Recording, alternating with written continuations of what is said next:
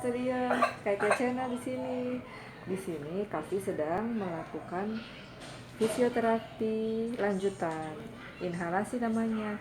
Ini uapnya seperti ini, hahaha. Ini alatnya.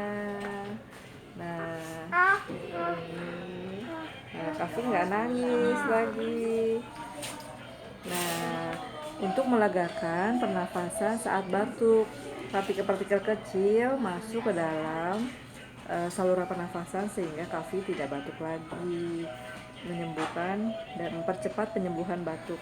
Seperti ini alatnya, pemirsa.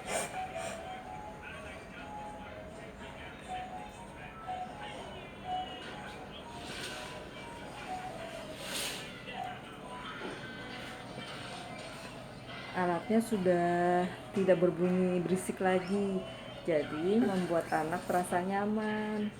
Oke, Kaita Channel, sampai jumpa Promo Studio. Dadah, dadah.